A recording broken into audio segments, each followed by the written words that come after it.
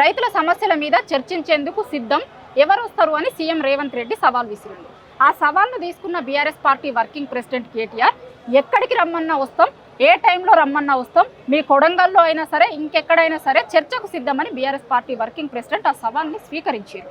అట్లా కాకపోతే సోమాజిగూడ ప్రెస్ క్లబ్కి వస్తాం, 2 రోజుల టైం ఇస్తున్నాం, 2 రోజుల టైం తర్వాత సోమాజిగూడ ప్రెస్ క్లబ్కి వస్తాం, రైతుల సమస్యల మీద చర్చిద్దాము అని సవాల్ స్వీకరించారు. అయితే అందులో భాగంగా BRS party working president KTR Somajiguda press క్లబ్కి వచ్చారు.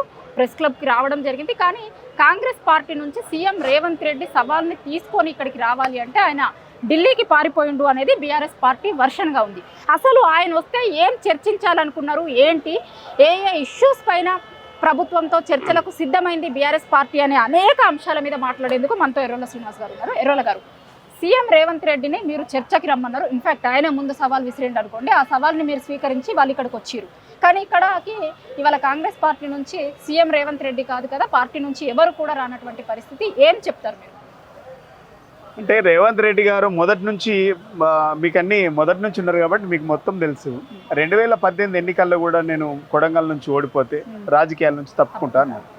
మరి తప్పుకోలేదు, మళ్ళీ వచ్చి పోటీ చేసిండు. ఎంపీ వరంగల్ మర్కాజ్గిరి నుంచి ఎంపీ అయింది.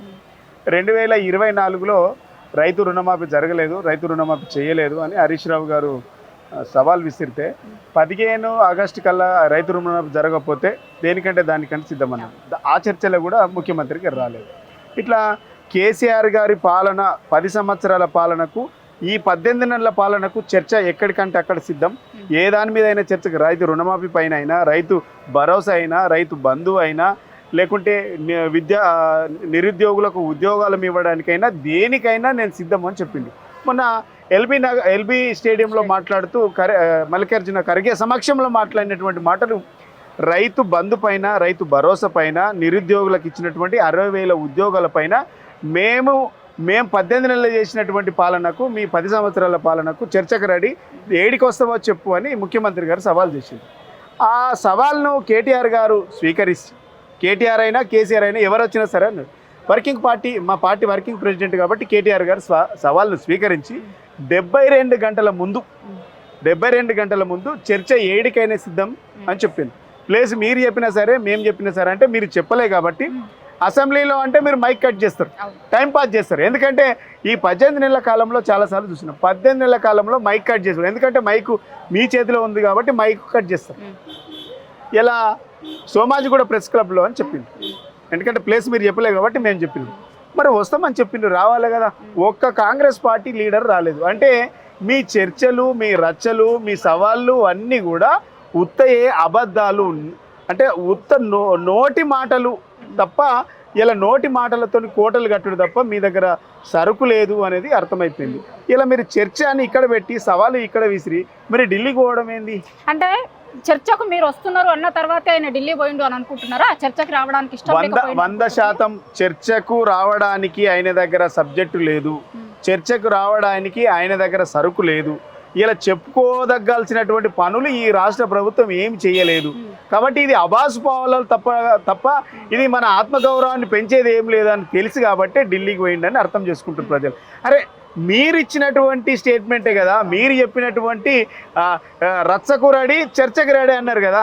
మేము రచ్చకు రెడీ లేం, చర్చకే రెడీగా ఉన్నామని కేటీఆర్ గారు వచ్చిండ్రు. మరి మీరు ఏడున్నారు? రచ్చ చేసినంత ఈజీ చర్చ చేయలేరని అర్థమైంది కదా. కాబట్టి ముఖ్యమంత్రి గారు ఈ వాగ్దానాలన్నిటిపైన వాళ్ళ దగ్గర సమాచారం లేదు, చెయ్యలేరు కాబట్టి ప్రజల నుంచి తిరస్కరణ వస్తుంది కాబట్టి వాళ్ళకు ముఖం చాటేసిందని అర్థమైపోయింది. ఒకవేళ చర్చకు వస్తే కనుక ఏ అంశాలను చర్చిద్దాం అనుకున్నారండి? ఇలా ముఖ్యమంత్రి గారు చెప్పిన అంశాలే కదా. 6 గ్యారంటీలు అమలు చేసిందని చెప్పిండు, 420 హామీలు అమలు చేస్తుందని చెప్పిండు. 6 గ్యారంటీలు ఎన్ని అమలైనాయి అని చెప్పాలి. 6 గ్యారంటీలు ఎన్ని అమలైనవి? మీరు ఇచ్చినటువంటి 2వ భరోసా కింద రైతు రుణమాఫీ 100% జరిగిందా? ఏ ఊరికైనా చర్చకని చెప్పినాం చాలాసార్లు. మీరే కొండరెడ్డిపల్లి పోయింది కదా, మీరే సాక్ష్యం. మీరే ఒక టీవీ యాంకర్గా, సీనియర్ జర్నలిస్ట్గా మీరు పోయి వాళ్ళ అనుచరులు మిమ్మల్ని దాడి చేసినటువంటి పరిస్థితి కూడా కనబడ్డది. ఒక జర్నలిస్టుల పైన దాడి జరుగుతూ ఉన్నది, వాళ్ళ మీద అక్రమంగా కేసులు పెడతా ఉన్నారంటే అది ఎవరైనా సరే బట్టలు ఇప్పి కొడతామని చెప్పేసి ముఖ్యమంత్రి గారు నిండి సభలో మాట్లాడతారు. వాటిపైన కూడా చర్చకు రెడీ. జర్నలిస్టుల పైన కేసులు, జర్నలిస్టుల పైన అక్రమ కేసులు, నిర్బంధాలపైన కూడా చర్చకు రెడీ అంటున్నాం మేము. నిరుద్యోగులకు ఇచ్చినటువంటి 60,000 ఉద్యోగాలు ఇచ్చినామని చెప్తున్నాం. మీరు 6,000కు మించి లేదని మా చర్చ. మేము మాట్లాడుతున్నది 6,000, మీరు చెప్పింది 60,000. 60,000 ఉద్యోగాలు ఇచ్చిండ్రని కాంగ్రెస్ పార్టీ అంటుంది. 6,000 ఉద్యోగాలకు మించి ఎక్కువ ఇవ్వలేదనేసి నిరుద్యోగులు అంటుండ్రు, ఇలా విద్యార్థులు అంటుండ్రు, యూనివర్సిటీలో చదివేటువంటి విద్యార్థులు అంటుండ్రు. మేము మాట్లాడుతున్నాం ఈ తెలంగాణ సమాజం అంటే కూడా ముఖ్యమంత్రి అబద్ధాలు చెప్తుండ్రు అని అంటుంది. ఆ అబద్ధాలు నిజమని ప్రూవ్ చేయడానికి రావాలి అంటుండ్రు. రైతు భరోసా కింద 15,000 ఇస్తామని మీరు వాగ్దానం చేసింది. రైతు భరోసా కౌలు రైతులకు 15,000 ఇస్తాం, రైతు కూలీలకు 12,000 ఇస్తామని చెప్పింది. దాంట్లో నిజంగా రైతు కూలీలకు మీరు 12,000 ఇచ్చిండ్రా? రైతు భరోసా కింద కౌలు రైతులకు 15,000 ఇచ్చిండ్రా? ఎంతమందికి ఇచ్చిండ్రు రెడీ అని అంటున్నాం. ఇందిరమ్మ ఇళ్ళ కింద మేము 4,50,000 ఇండ్లు ఇచ్చినామని చెప్పింది. ఏ ఇల్లు ఏడిచ్చినావు చర్చకు రెడీ అంటున్నాం మేము. గివిటి పైన కదా మీరు మాట్లాడింది, మరి ఎందుకు రాలే? ఇవన్నీ అబద్ధం కదా. కేవలం మీరు ఏడిచ్చిండ్రంటే పేపర్ మీద ఇచ్చిండ్రు, నోటి మాటల మీద ఇచ్చిండ్రు, దీన్ని పత్రిక పేపర్లలో స్టేట్మెంట్లు ఇస్తున్నారు తప్ప ఏం లేదు. మీరు నిండి అసెంబ్లీ సాక్షిగా డిప్యూటీ సీఎం గారు ఏం మాట్లాడినారు? జాబ్ క్యాలెండర్ ఇస్తున్నాం, అథెంటిక్ ఇది అని చెప్పింది. ఇది ఆథరైజ్డ్ అని చెప్పింది. అధికారికంగా జాబ్ క్యాలెండర్ ఇస్తామని చెప్పింది. జాబ్ క్యాలెండర్కి ఇప్పటి వరకు కూడా దిక్కు లేదు కదా. మరి మీరు ఇచ్చిన జాబ్ క్యాలెండర్కి దిక్కు లేదు, మీరు ఇచ్చినటువంటి మాటలకు దిక్కు లేదు. కాబట్టి ఇలా మీరు మాటల ప్రభుత్వం కాదు, చేతల ప్రభుత్వం కాదు, ఉత్త బోగస్ మాటల ప్రభుత్వం ఇది. మీరు ఇందాక పత్రికలలో వాటిలలో కనిపిస్తున్నాయి ఇవన్నీ అని అన్నారు కదా.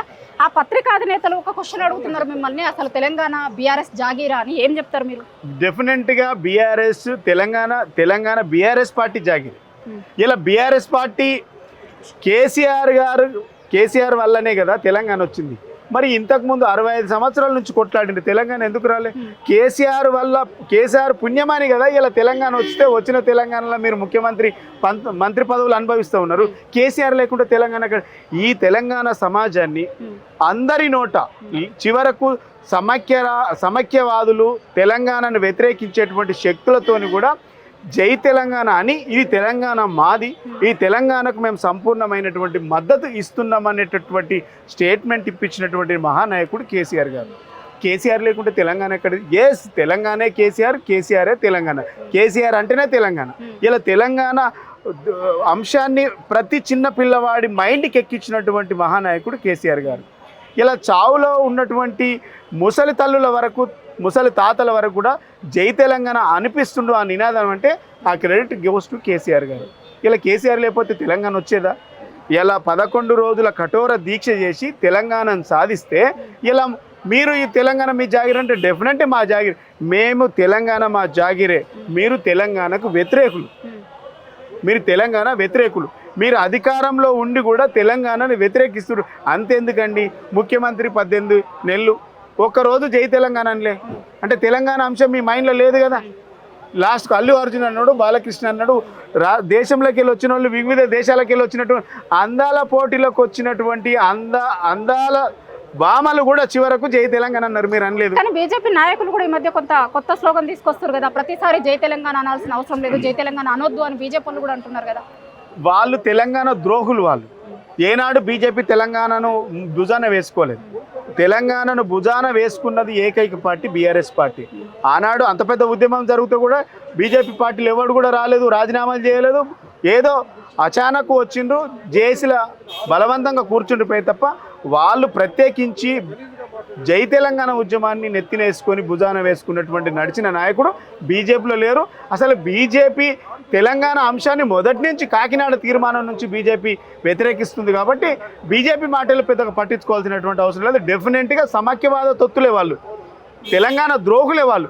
ఈ ప్రాంతంలో ఉండి జై తెలంగాణ అని వాడు ఎవడైనా సరే, అది ఏ పెద్ద స్థాయిలో ఉన్నవాడైనా సరే, ఎంతటి వాళ్ళైనా సరే, డెఫినెట్గా తెలంగాణ ద్రోహుల కిందనే, తెలంగాణ వ్యతిరేకుల కిందనే ఈ ప్రజలు చూస్తారు తప్ప వాళ్ళని తెలంగాణ వాదుల కింద చూడరు భవిష్యత్తులో. వాళ్ళు ఇంకొక స్టేట్మెంట్ కూడా ఇచ్చారు, మీడియా సంస్థల దగ్గరికి కూడా పోతే వాళ్ళు మేము ఊరుకోము, మా కార్యకర్తలు ముందుండి దానికి వాడేవాడండి మీ జాగిరా, మీరు కొడితే అంటే మేము చూస్తూ ఊరుకోవడానికి చేయిలు కట్టుకుంటాం అనుకుంటున్నారా?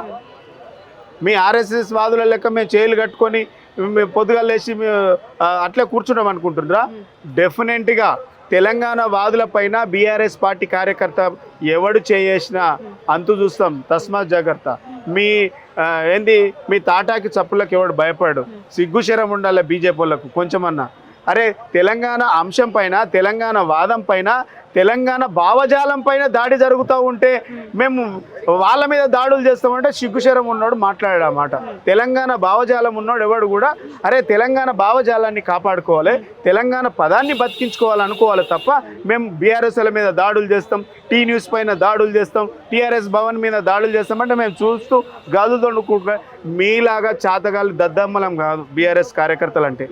తెలంగాణ అంశాన్ని, తెలంగాణ సమాజం పైన ఎవడు కన్నేసినా డెఫినెట్గా నిలదీసి బరిగిరిసి కొట్లాడేది బీఆర్ఎస్ పార్టీ కార్యకర్తనే. అది గుర్తుపెట్టుకోవాలి భారతీయ జనతా పార్టీ నాయకులు. బండి సంజయ్ లాంటి నాయకులు చేస్తున్న మాటలను ఎట్లా చూస్తారు మీరు? బండి సంజయ్ ఒక పెద్ద బఫున్. ఆయనను మనం పరిగణలోకి తీసుకోవాల్సిన అవసరమే లేదు. ఆయనకు తెలంగాణ వాదం తెలియదు, తెలంగాణ ప్రజల వాదం తెలియదు, తెలంగాణ పదం తెలియదు, తెలంగాణ ప్రజల బాధ తెలియదు. బాధ తెలియని గురించి, భావజాలం తెలియని గురించి మాట్లాడు సమయం వేస్ట్. ఇప్పుడు జరుగుతున్న చాలా ఇష్యూస్ డైవర్షన్ పాలిటిక్స్లో భాగంగా జరుగుతున్నాయి అని ఒక వర్షన్ ఉంది కదా, అందులో భాగంగా వచ్చిందే ఫోన్ ట్యాపింగ్ ఇష్యూ అనేది కూడా ఒక చర్చ జరుగుతుంది తెలంగాణ సమాజంలో. మీరేం చెప్పదలుచున్నారు దాని గురించి? ఇది ఫోన్ ట్యాపింగ్ అయినా లేదంటే ఇంకా ఏదైనా ముఖ్యమంత్రి గారు 18 నెలల నుంచి డైవర్ట్ చేసేటువంటి పాలిటిక్స్ తప్ప వేరేం లేదు. కాళేశ్వరం ఫోన్ ట్యాపింగ్ పైన 18 నెలల నుంచి గుంజుకొచ్చిండు రాజకీయం. అంటే ప్రతిపక్ష పార్టీలను పని చేసుకోకుండా మైండ్ అంతా డైవర్ట్ చేసి నీ 6 గ్యారంటీలు, 420 హామీలు, నీ ఉద్యోగాలు ఇచ్చుడు, నీ జాబ్ క్యాలెండర్ ఇచ్చుడు, నీకు రైతు రుణమాఫీ ఇచ్చుడు, మహాలక్ష్మి కింద 2500 ఇచ్చే స్కీములు, మహిళలకు స్కూటీలు ఇస్తాం, ఇవన్నీ ఎగబెట్టడానికి, కోతలు పెట్టడానికి, డైవర్ట్ చేయడానికి ముఖ్యమంత్రి గారు మూసి అంటారు, అప్పుడప్పుడు హైడ్రా అంటాడు. ఇవి 2, 3 కలిపి ఈ 4 అంశాలతోనే తెలంగాణను నాశనం చేసి 18 నెలల్లో మొత్తం ఎవరిని కూడా అసలు ఆ విషయం పైన మాట్లాడకుండా ముఖ్యమంత్రి గారు చాలా తెలివిగా డైవర్ట్ చేస్తున్నటువంటి స్కీమ్ తప్ప ఇలా ఫోన్ ట్యాపింగ్ లేదు, ఇదే కాళేశ్వరం కూలుడు లేదు. ఇలా కాళేశ్వరం కూలుడు లేదు, కాంగ్రెస్ వల్ల మైండ్లు కూలినాయి.